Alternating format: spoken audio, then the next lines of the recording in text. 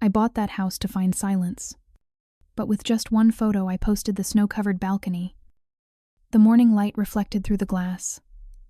The family group chat exploded. 10 minutes later, my mother texted, "Wonderful. Daniel and his wife can move in this weekend." I stared at the message, my hands still stained with white paint from last night's sketches. Outside, the snow was falling quietly. Inside, my heart cracked with every beat. A few days later, they actually showed up with suitcases, a baby crib, and even a locksmith. I once thought I had bought peace, but it turned out I had accidentally stepped into a plan written in my own name, one I knew nothing about. Before I tell you what made me leave that house forever, tell me where you're watching this video from. I always read every comment to know you're still here with me. If you want to know what happened to that house, hit like and subscribe so we can keep searching for the truth together. Now, let's go back to that Christmas Eve, where everything first began to fracture. My name is Elly Monroe, 33 years old. By day, I'm an interior architect at Northline Atelier, a firm in Denver that designs spaces quiet enough for people to hear themselves. I build order out of chaos, turning cluttered corners into places where everything has a reason to exist. I'm good at making things look intentional, even when they were born from mistakes. My apartment is on the 20th floor, facing Sloan Lake. Glass and concrete, no patterns, no memories. I chose it because it looked nothing like the old house, the one in Ridgeview. Colorado Springs, 3 stories. White paint. A lawn trimmed as if someone had measured every centimeter. That house used to appear in magazines every autumn. But what made it beautiful was actually control. My family is a solar system. My parents, Richard and Elly Monroe, are the gravity. My brother Daniel is the shining sun. And I'm just a small planet quietly orbiting, never given the chance to shine. I still remember Christmas when I was 10. The house glowed with lights. Music echoing through the living room. Mother was arranging flowers. Father inspecting bottles of wine. And Daniel showing off his brand new model car. Under the tree, dozens of gifts wrapped in red paper. Every single one of them had the tag Daniel. I looked around, searching for even one small gift for myself. There was none. On the table, the cookies my mother baked were decorated with white icing, and in the center, a big letter D. I quietly broke off a corner. The smell of ginger and cinnamon filled the air. "Elly, don't touch Daniel's cookies." Mother's voice cut through sharp and even, like a knife. I smiled faintly and pulled my hand back. That was the first time I understood in this house. Even sweetness had boundaries. That year, I spent an entire month drawing the first sketch of my life. A little house with a porch and windows facing the sun. I wrapped it in white paper, tied it with ribbon, and placed it on the breakfast table on Christmas morning. When the party began, my parents were busy taking pictures with Daniel beside the tree. I kept waiting, but no one opened that gift. The next afternoon, I found it wedged between magazines, the paper stained with a ring of coffee. I didn't cry. I just tore off the part with my name as if without Elly. Maybe they would notice it. Once, I asked my mother, "Why is my name never on the tree?" She didn't look at me. She just said softly, "You're independent." "Elly, I thought you didn't need it." The word independent sounded like praise. But in that house, it meant no one has to care. I started learning to do everything alone, fixing lights, cooking dinner, and cleaning up after parties. Each time I finished, Mother would smile and say, "See, you're much stronger than Daniel." But her eyes never truly met mine. It was as if she looked long enough, she'd see something she didn't want to admit. I grew up in silence. Silence decorated with white lilies and expensive wine. Every wall was covered with photos of Daniel awards, graduations, bright, smiling portraits. And me, I existed only in the empty spaces between frames. I tried to stand out, changed my hair, won an art contest, Got accepted into an architecture academy. Mother said, "Wonderful. You'll help Daniel design his future office." Every effort led back to the same point I existed to serve someone else's orbit. And then one day, I stopped trying. I stayed silent. And in that silence, I finally heard what they never said. "You don't belong here." I remember that moment clearly when the Christmas lights reflected on the glass. I saw myself a little girl standing outside the house and realized that home isn't where family lives. It's where you're allowed to exist.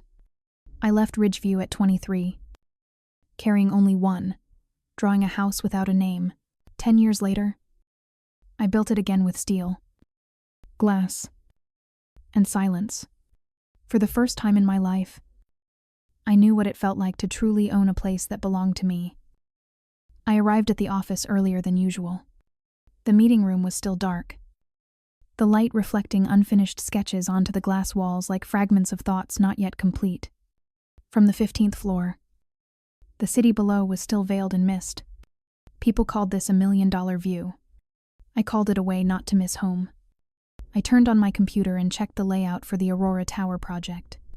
Lines, angles, light, everything was perfect.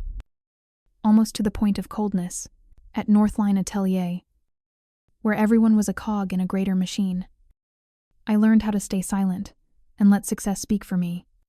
No one knew that every structure I designed was another way to hide the emptiness inside. When my colleagues walked in, I smiled and began the meeting as usual. The compliments, the admiring looks all familiar. Smooth and dull, like the sound of wind sliding past the glass every winter afternoon. The CEO, Arthur Dean, stood up. "Elly, the Aurora Tower project exceeded expectations. The board approved everything. Here's your reward." He placed an ivory-colored envelope embossed with a silver logo in front of me. I opened it. $90,000. The number printed in bold, sharp, and clear made my heart skip a beat. The whole room applauded. I nodded in thanks, then stayed behind, watching the light bounce off a dusty pane of glass. 6 digits, a doorway, but I didn't know whether to open it or lock it. I gathered my papers and left the office before sunset. The city, lit up at night, looked like a giant blueprint, each glowing window. A separate life. I stood at the curb, check in hand, and asked myself, how many layers of glass does it take to keep loneliness out that night? My apartment glowed with reflected light. I brewed mint tea, sat on the floor, and watched the city through the glass. Beautiful but empty. Everything in the apartment was designed to be perfect, every lamp angle, every curtain fold. Yet nothing there made me feel like I belonged. I realized I was living inside a space someone else had drawn, not one I had chosen. If you've ever looked around your own room and felt like a stranger, then you know exactly how I felt that night. Like and subscribe, because I'm about to tell you the moment everything changed from a single click. I opened my laptop and typed into the search bar, Aspen homes for sale. Hundreds of houses appeared, each one a different version of the dream life. Wooden cabins, sharp-roofed chalets, and snow-white landscapes. I didn't know what I was searching for, only that my hands wouldn't stop. Then I saw it. Blackridge Glass House. A house made entirely of glass, nestled among pine trees, golden light spilling from its windows. Snow thick on the roof, not too big, not showy, just quiet enough to hear your own breathing. I zoomed in on the photo and sat still for a moment. Then I took a screenshot and saved the file under the name Someday. The next morning, when I opened my company email, I saw a message from Arthur Bonus has been transferred. Treat yourself. Elly. I read that line 3 times. Treat yourself. I had grown used to letting others decide what I deserved. But this time, I would be the one to choose. That evening, I poured a glass of red wine and opened the Aurora Tower blueprint on my desk. Straight lines, repeating floors, tidy and empty. I picked up my pen and drew a bold stroke right through the tower. Beneath it, I wrote my own space. I reopened the real estate page. At the bottom of the list, Black Ridge Glasshouse was still there. I clicked Request a virtual tour. A woman's voice came through the phone. "This is Marla Deacon from Monarch Realty. Would you like to view the house now?" I laughed softly. "It's 11 p.m. Then it's the perfect time," she said. "City people only dare to dream after dark." Marla turned her camera.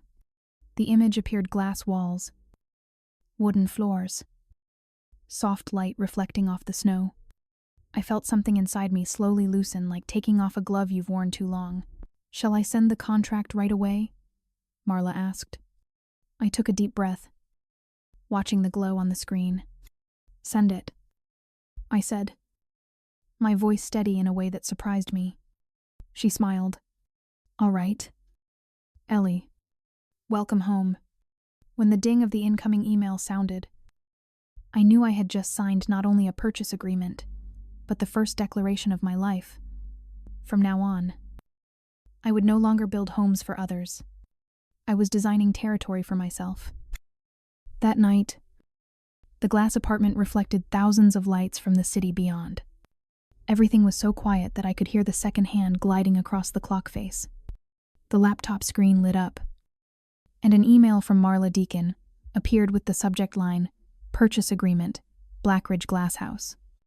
I stared at the PDF file for almost 2 minutes before opening it. Each page of the contract was neat and clean, leaving no room for emotion. Every line of text felt like a restrained breath. When I reached the signature section, I stopped. My hand trembled slightly, not from fear, but from the realization that, this time, I was signing for myself. The cursor blinked as if waiting. I took a deep breath and typed my name, Elly Monroe. The moment I clicked, submit, the notification sound echoed soft, yet resounding in my mind. I had just placed my signature at the beginning of a new chapter, one that no one else could write for me. I left Denver early the next morning. The car glided along the I-70 highway, the sunlight cutting the road in half with a pale orange streak reflected in the rearview mirror. The radio played "The Night We Met," and I let the music carry me away. On both sides, snow blanketed the ground, and pine forests stretched endlessly. With every passing mile, I felt something inside me dissolving like dust of memories swept away by wind. When my car passed the sign, "Welcome to Aspen," I laughed. The feeling was strange and familiar, as if I were returning to a place I had never been. Far up the hills, the mountain range glimmered under the morning sun, and I understood why people called this the city of audible silence. I lowered the window. Cold air rushed in, carrying the scent of pine and snow. For the first time in many years, I didn't feel trapped. When I arrived, Marla was already waiting at the gate. She wore a gray coat and a white wool scarf wrapped around her neck.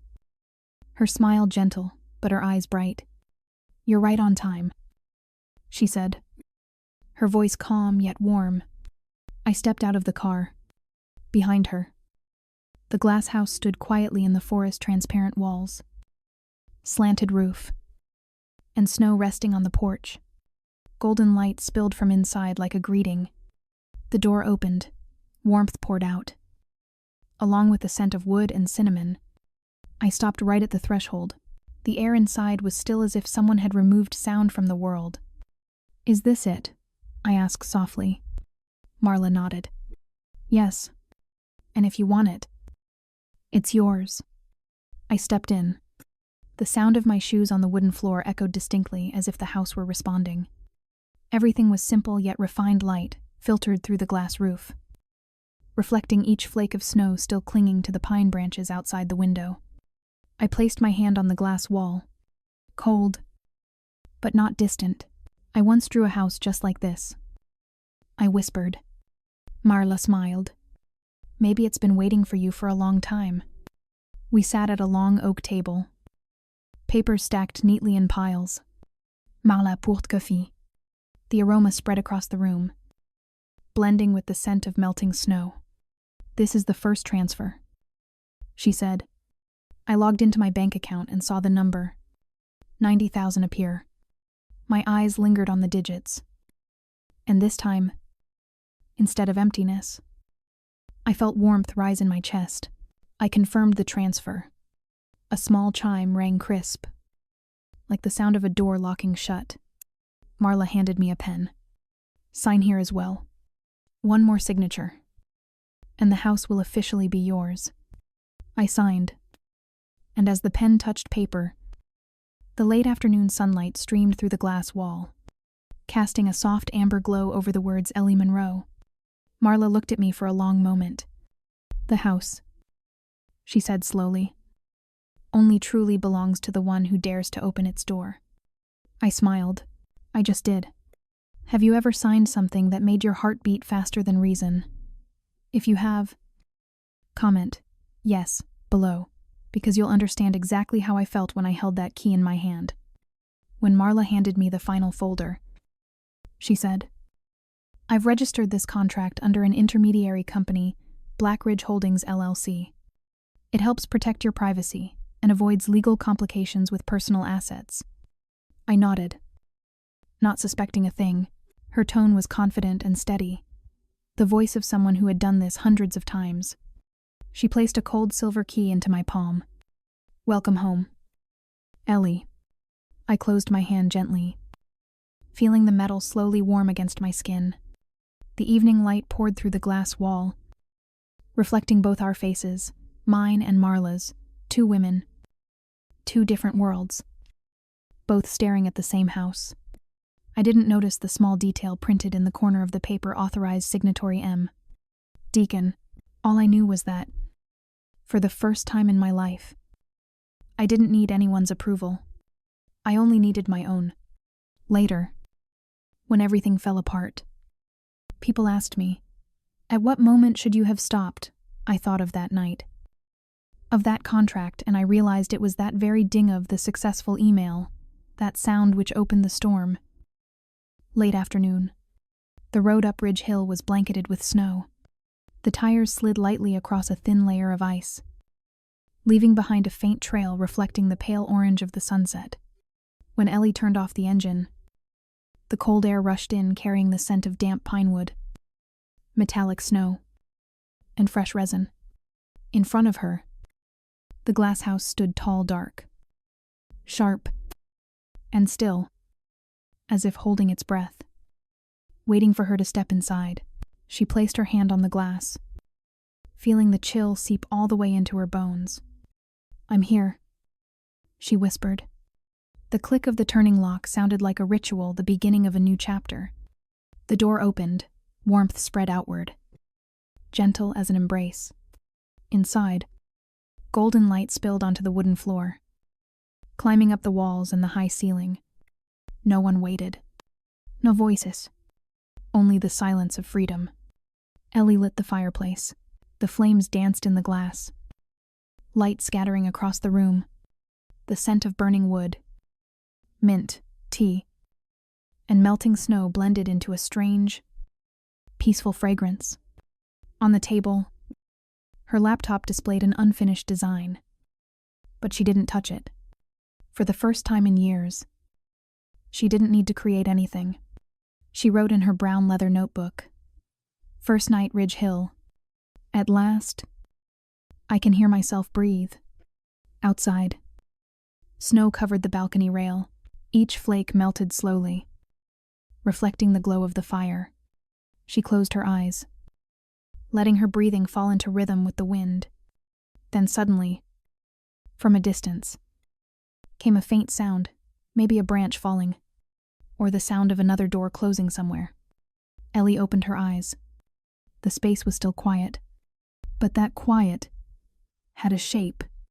The next morning, sunlight streamed through the glass walls, bathing the house in warm gold. Elly woke up in a sea of light, as if lying inside a giant crystal. She brewed coffee. The steam rose, carrying a soft bitterness and the scent of pine. The dripping of coffee mingled with the sound of wind brushing the glass like the synchronized breathing of her and the house. She walked around, running her fingers over wooden panels. Door frames. The faint grain marks left beneath the old coat of paint. The house was breathing truly. When she approached the window, warm air inside collided with the cold outside, forming misty patches like fingerprints on the glass. She gently wiped them away, but another layer of fog appeared instantly, as if the house were drawing itself anew. A glass cup slipped from the shelf, hit the floor, and shattered. The sound rang out sharp, then vanished. "It's okay," she whispered, but her voice echoed back through the emptiness, as if someone else were repeating every word. By late afternoon, as Elly organized her paperwork, a thin envelope fell out from between two contract pages. No sender listed. In the top right corner, utility statement, Ridge Hill. Issue date 3 weeks before she signed the contract. She opened it, a water bill. Signed in a neat loop, M. Deacon. The broker. Below it read, "Service is still active." She froze. If the title transfer was complete, why was the service still active under someone else's name? She checked her email again. Everything was proper and legal, perfectly in order. Too perfect. Elly tried to reassure herself. Maybe Marla forgot to cancel it. But her hands still trembled. She played soft music, trying to ease the air. Yet each piano note echoed alone, falling to the floor and dissolving into nothing. She realized the house wasn't just silent, it was listening. "I thought every trace of someone else had been erased when I bought this house. But when I saw that envelope, I understood. No place ever truly belongs to just one person." Night. The house sank into pale gold light, the wind tapping gently against the glass walls. Elly cleaned the main room, the large window reflecting the flicker of the fire in the hearth. Suddenly, the scent of burning wood faded, replaced by a metallic chill.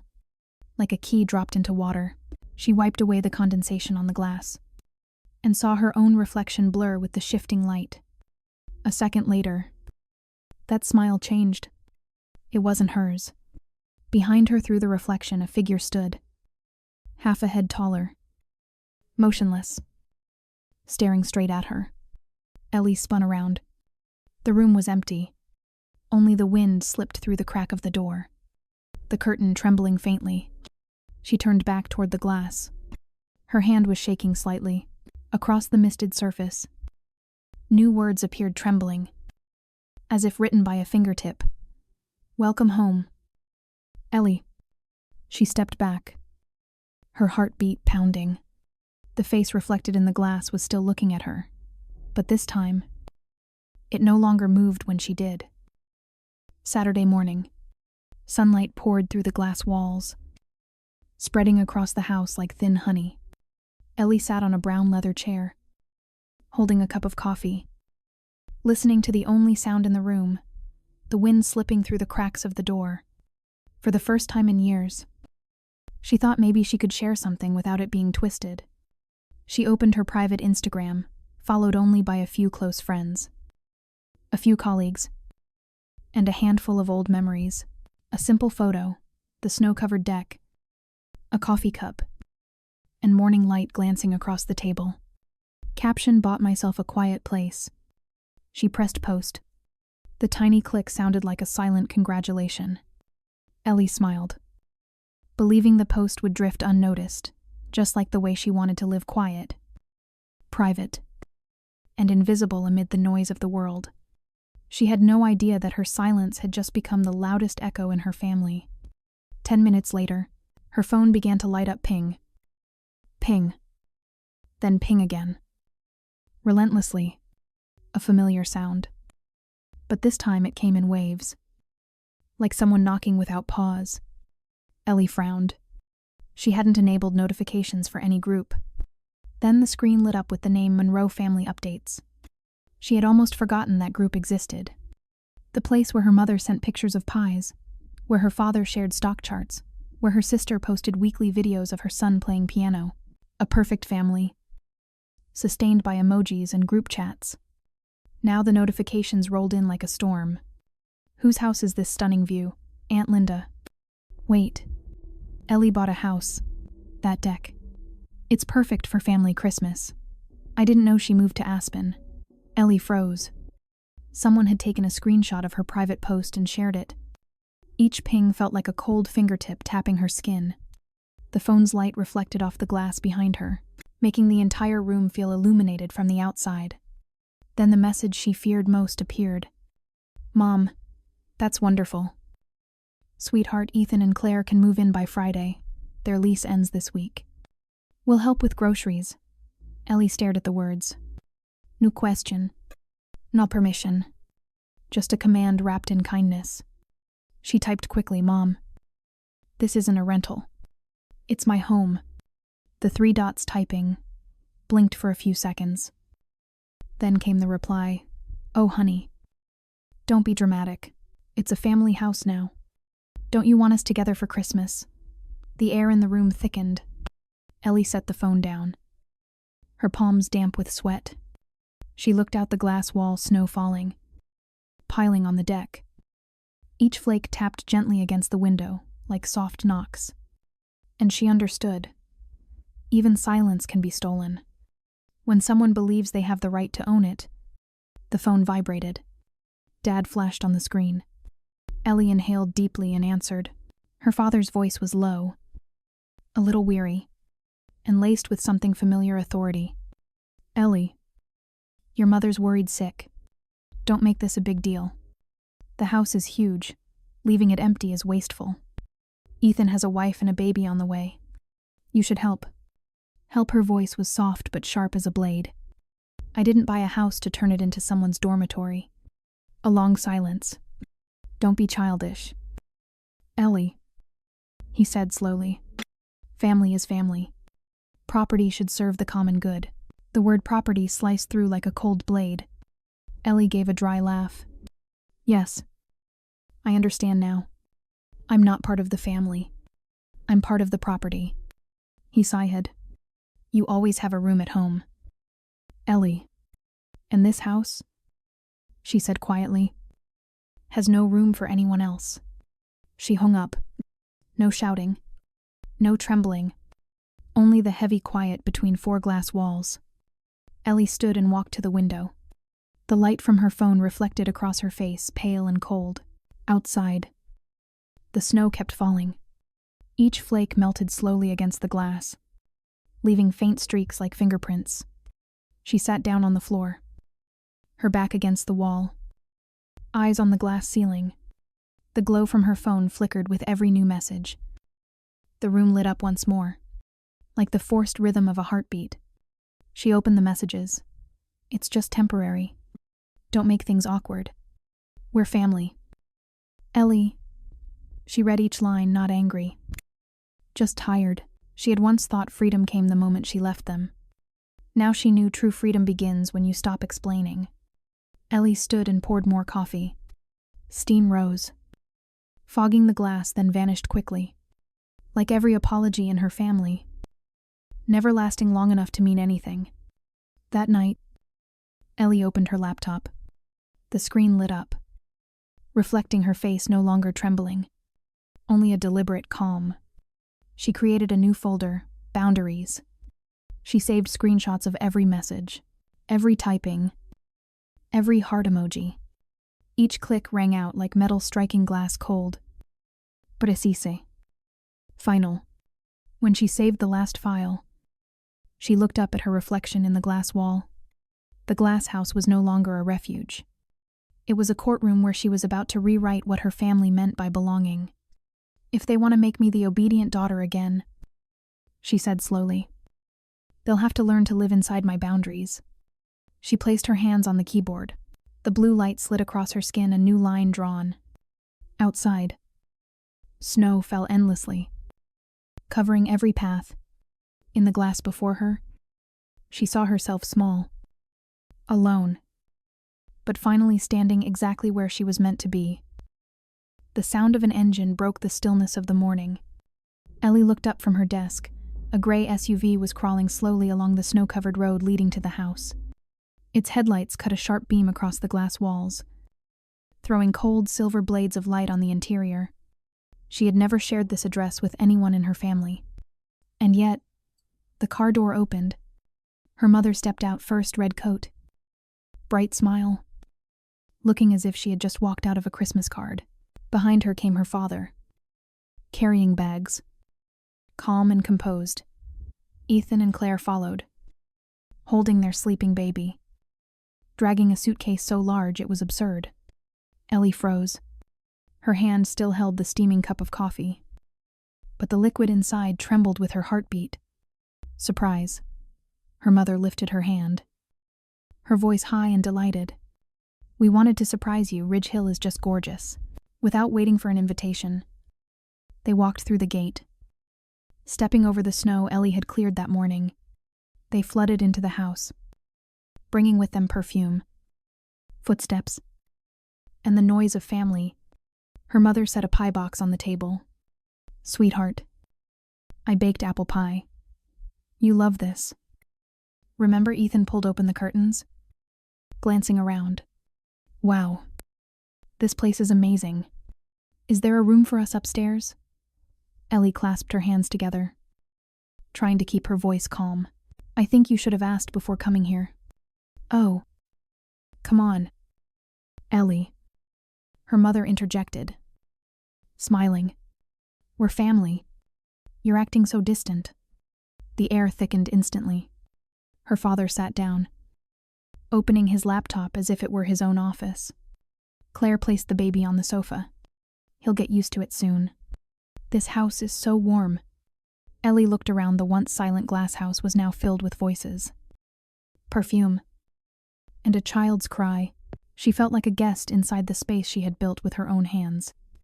That evening, they cooked dinner in the kitchen, the smell of roasted meat and sauce coating the air. Elly sat across from her parents at the glass table. Golden light reflected on each face, painting the moment like a perfect family portrait. "Are you still working at Meridian?" her father asked casually. "Yes," she answered briefly. "That's wonderful," her mother added quickly. "But remember, success only matters when it's shared. This house could be a fresh start for all of us." Ethan laughed. "Yeah. Ridge Hill Monroe residence sounds fancy." The sharp clinking of fork against plate filled the pause. Elly set her knife down. "No, this house isn't the Monroe residence. It's just the glass house. Mine." No one spoke. Her mother smiled, eyes gentle but cold as ice. "Family doesn't need boundaries, Elly. Only wounded people build walls," Elly replied, voice even and low. "No, Mom. Only people who've been stepped over know where to draw the line." No one touched the food again. Outside, the wind whistled. The silence grew so deep, she could hear her own heartbeat. When dinner ended, Elly stepped outside. Snow lay thick, the pale blue moonlight glinting through the glass, making everything look like a frozen lake. She walked along the porch, picked up a fallen branch, and drew a long line across the snow, starting from the steps and dragging it all the way to the yard's edge. Her mother stood inside, frowning through the window. "What are you doing, drawing boundaries?" Elly said softly. "Mom, Dad, Ethan, Claire, this is my home. Everything beyond that line of snow is mine. If anyone crosses without being invited, I'll see it as trespassing." Ethan snorted. "Oh, come on, Elly. Are you filming a drama?" Her father stepped out, arms crossed. "Don't be so theatrical, Elly. We just want to be close to you. You're making everything uncomfortable." Elly looked at him, moonlight reflected in her eyes. "No, I'm just learning how to protect what's mine. They think boundaries are walls I built out of pain. But no, they're the only map of survival I've got." The next morning, Elly woke to a dim gray light. The house was strangely quiet. On the table, the breakfast was set, but no one was there. She walked to the front door to breathe in the cold air. Her hand turned the lock. Click. Nothing. She tried again. The door wouldn't move. The lock was icy brand new. She knelt down. There were scratches around the frame, clear signs it had been replaced overnight. On the table by the door lay a small note. "Don't worry. We just want to keep you safe inside, Mom." She stood still. Her breath fogged in the freezing air. Morning light reflected across the glass. And in that reflection, she saw her father standing in the backyard. Phone in hand. Face calm. As if nothing at all were wrong. Elly stepped back. Then another step. She didn't scream. She didn't cry. She only clenched her fists until her nails dug into her skin. They changed the locks. She whispered, as if confirming it to herself. "In my house." She looked around the glass house, transparent. Beautiful. But now a sealed cage. "If this is war," she said quietly, "I won't lose inside a house I built with my own hands." That morning, the house was utterly still. No voices. No trace of her mother's lingering perfume. Only the chill of the new lock and the fine layer of snow outside. Marked by someone's footprints on the porch. Elly walked down the hallway, her hand brushing against the glass wall, cold as metal. The drawer of her desk was slightly open. The laptop had been shifted to one side. On the table lay a single white envelope. Printed in sharp black letters, Monroe Holdings. Internal transfer. She opened it. Inside was a stack of neatly printed documents, each stamped in red. At the bottom of the last page, unelegant, slanted signature Elly Monroe. The handwriting was familiar, terrifyingly so, a perfect imitation. But not hers. At the top of the page, a line that made her world collapse. "I, Elly Monroe, hereby authorize the full transfer of Ridge Hill property to George Monroe." The space around her seemed to shrink. Every sound disappeared. She stood motionless in the glass house, hearing only the echo of her heartbeat through the reflective walls. Elly tore through the house. In a kitchen drawer, she found a second envelope, sealed with the crest of Marlowe & Co., her father's former law firm. Inside was a printed letter. "We are pleased to serve the Monroe family in facilitating the transfer of Ridge Hill property per the most recent directive." The most recent directive. That phrase sent a chill down her spine. People didn't use that word for family. They used it for transactions. She dropped to the floor, her back against the glass wall. Outside, the snow kept falling silent, indifferent. Each flake struck the glass and melted. Like tears, she couldn't cry. "They don't just want the house," she whispered. "They want my name." The phone rang, a long, sterile tone echoing through the empty room. A woman's voice answered, calm and neutral. "Marlowe & Co.?" "Good morning. How may I help you? This is Elly Monroe," she said, her voice tight. "I want to verify the Ridge Hill authorization document." The sound of typing, then a pause. "Yes. The file was approved last week. Mr. George Monroe submitted the original document, along with your signature and a copy of your ID. Everything matches perfectly." Elly closed her eyes. "Could you send me a copy of that document? I'm sorry. Only the authorized representative may request duplicates." She hung up and looked down at her hands. Ink residue from the forged papers smudged her fingertips, faint black marks, like evidence of a crime written with a pen. Her hands trembled. She could feel the line between herself and them, between truth and forgery, being erased with a single stroke. "They don't need to break into my house anymore," she murmured. "They've found a way to break into my identity." Elly turned on her laptop. She opened the security camera system. The footage loaded in a pale green hue nighttime. 1:47 a.m.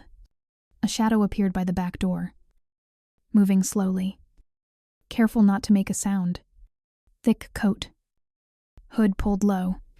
When the motion light flicked on, she saw the face, her father. He bent down, pulled an envelope from his pocket, slid it through the glass door's gap, then walked away. Elly leaned back in her chair, her hands falling to her sides. Her heart kept beating steady, but her eyes turned cold as frozen water. "I always thought cameras were meant to protect me from strangers," she said softly. "I never imagined I'd use them to protect myself. From my own father." The screen's glow reflected her face, pale, rigid, almost translucent. Outside, the wind howled through the doorframe, sounding like a warning from the very house she once thought safe. By noon, she had printed every frame of footage, organized them into a black folder, labeled Evidence Folder, Ridge Hill Case. The printer's rhythmic hum pulsed through the air, steady, strong, deliberate. She photographed every page, uploaded them to a private cloud, and encrypted them in 3 layers. The phone rang again. Unknown number. Not her mother. Not her brother. It was her father's old law office.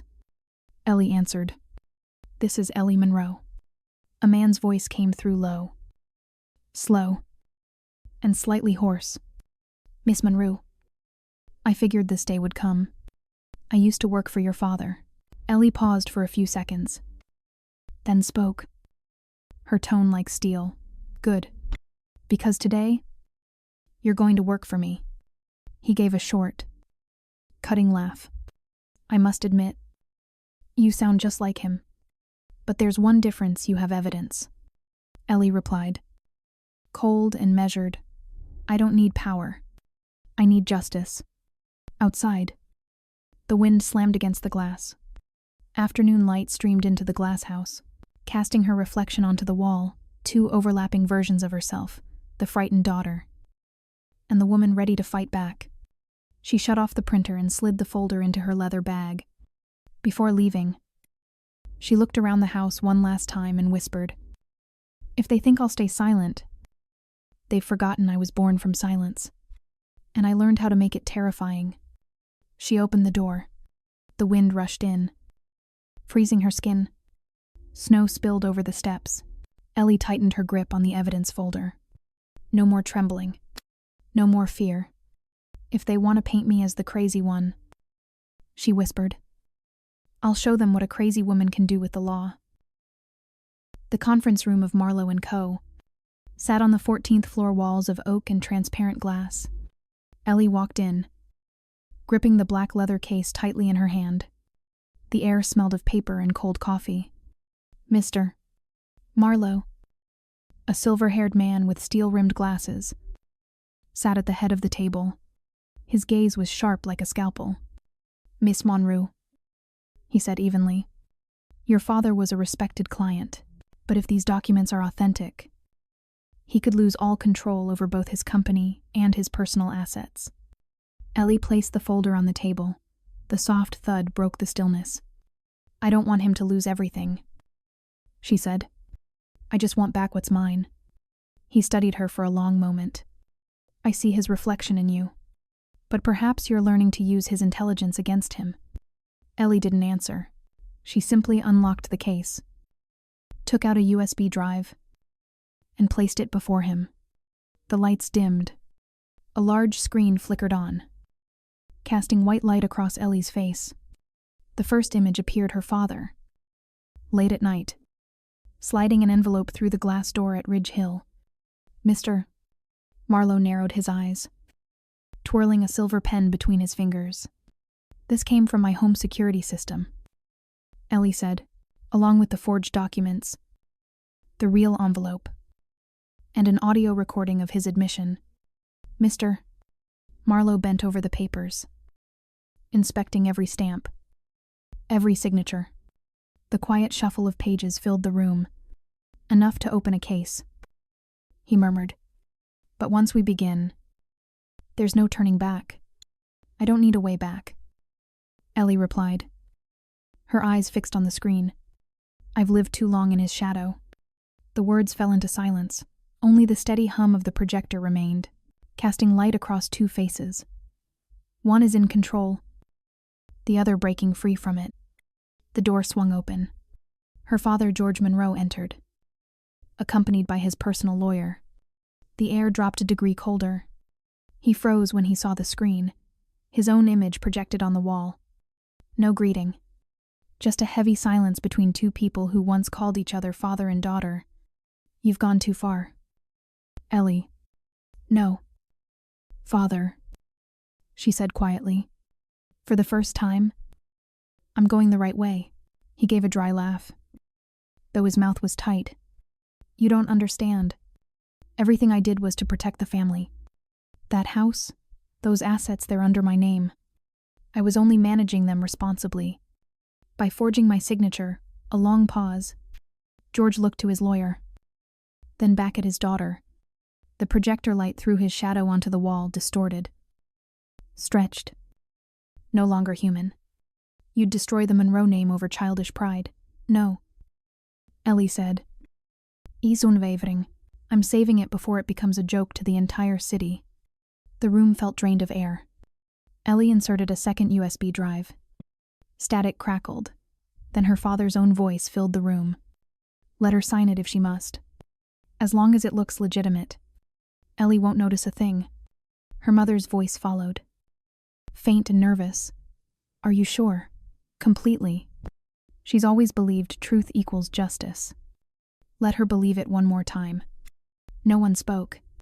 George's lawyer lowered his head. Mr. Marlowe set his pen down. His tone flat. Emotionless. Then there's nothing left to justify. George blinked, swallowing hard. The light from the projector hit his eyes directly, leaving him nowhere to hide. You once taught me, Elly said softly, that people lose their freedom only when they stop telling the truth. Today, I'm giving that lesson back to you in your own voice. Mr. Marlowe signed the statement, effective immediately. All authorizations under George Monroe are revoked. The Ridge Hill property returns to the legal ownership of Elly Monroe. No one moved. George sat motionless, eyes lost on the paper before him. Elly, his voice cracked. You have no idea how big this is. She stood, gathering the documents one by one. The soft rustle echoing in the quiet. Oh, I understand. Father, I just don't fear it anymore. Her mother sat silently in the back row, both hands covering her mouth. No one else in the room dared meet Elly's eyes, because under the blue light of the projector, she was the only one not trembling. Rain began to fall as Elly stepped out of the building. The drops hit her leather coat, merging with the hum of traffic below. She stopped before the mirrored glass of the skyscraper, her reflection, a mix of exhaustion and relief. In that reflection, she saw two versions of herself. The girl once excluded from the family Christmas dinner, and the woman who had just dismantled a legacy of deceit built on power. She smiled faintly and whispered, I didn't win because I was right. I won because, for the first time, I wasn't silent. A streak of lightning flashed, flooding the glass with white light. All reflections dissolved into the rain. Elly turned away, walking into the storm, the folder in her hand. Each step pressed into the wet pavement like a newly notarized seal on her own life. The morning after the storm. Daylight streamed through the wet glass, thin as threads of silver. Elly opened her eyes. The room still carried the scent of paper, damp wood, and last night's cold tea. Outside, the rain fell softly, not fierce anymore, just enough to remind her that the storm had truly passed. She stood, brewed another pot of tea, the sound of boiling water gentle as breath. Everything in the house was silent, but no longer the kind of silence that frightened her. For the first time, she whispered, Silence doesn't threaten me. It protects me. On the table, the case file was sealed, the red legal stamp gleaming like a wound that had finally closed. Elly opened her small notebook, not to continue a report, but to write a letter to herself from 10 years ago. If you're reading this, you probably still think you need to be obedient to be loved, but no to be at peace. You only need to be honest with yourself. The paper grew slightly damp, whether from the steam of her tea or from the last tears she would ever shed. She couldn't tell. Elly smiled, folded the letter, and placed it inside the drawer. By afternoon, Nora, her only close friend, stopped by. They didn't talk much. They just sat by the window, watching the rain drift across the pines. Nora touched the cup of tea Elly had poured. "You look different," she said. Elly smiled, her eyes soft. "I haven't changed. I just see myself more clearly now." Light reflected off the glass. In that reflection, Elly saw two versions of herself: the girl who once trembled, afraid of losing her place in the family, and the woman now standing firm on her own feet. "Actually," she said quietly, "this house didn't change me. It just showed me who I already was." The rain stopped at dusk. The last light of the day shimmered against the wall like a silk curtain. Elly opened the door and stepped onto the porch, no longer afraid that someone might appear uninvited. Cold wind swept through, carrying the scent of wet wood and pine. "I didn't find justice," she whispered. "I found myself." She picked up her phone, looked at the blank screen. No messages from her parents, and she didn't need any. On the shelf, the glass reflected her face unbroken now. A raindrop fell from the edge of the roof, rolled down the wooden table, leaving a faint silver trail. Elly touched it cold, but real. If you ever have to choose between silence and freedom, choose freedom. Because sometimes, victory doesn't come from revenge, but from learning to find peace in the sound of your own rain. Like and subscribe so I can share more stories that move and inspire, stories about finding strength, truth, and peace in the quietest corners of life.